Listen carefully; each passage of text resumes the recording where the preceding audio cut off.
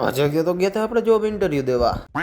જય દ્વારકાધીશનું નામ લઈને બાપુ નીકળી ગયા હતા હોનાવરમાં ઇન્ટરવ્યુ દેવા માટે. કારણ કે આજે આપણે પહેલી વાર લાઈફમાં ઇન્ટરવ્યુ દેવા જવાનું છે તમારા ભાઈને. કારણ કે જો જોબ લાગી ગઈ ને તો પછી મોજ જ મોજ છે. તો પછી ભાઈ ચશ્મા વસમાં પહેરીને નીકળી ગયા હતા. હવે આ ટકો સારો લાગે નથી લાગતો એ કોમેન્ટ વેરી કહેજો. કારણ કે વાળ વધી ગયા ને એટલે તો જોઈ લઈએ. પછી આપણે આનંદ પર બાજુ આવી ગયા હતા, નિકાઓ વટી ગયા અને પછી યાદ હતા ફર કરતા.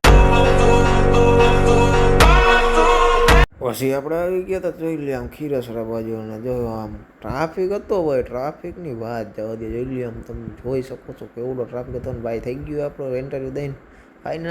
આપણું સિલેક્શન થઈ જ જાય. બાપુ જાય ને બધું થઈ જ જાય. બાપુનું નામ એટલે કામ થઈ જ જાય. જોઈ લે પછી નીકળી ગયા હતા આપણે ઘરે જવા માટે. હવે કાલથી તમને દેખાય આપણી ઓફિસ એક્સપ્રેસ ઇમ્પોર્ટ એક્સપોર્ટમાં લાગ્યો તમારો ભાઈ. તો જવાનું તો થાય જ કાંઈ એમ.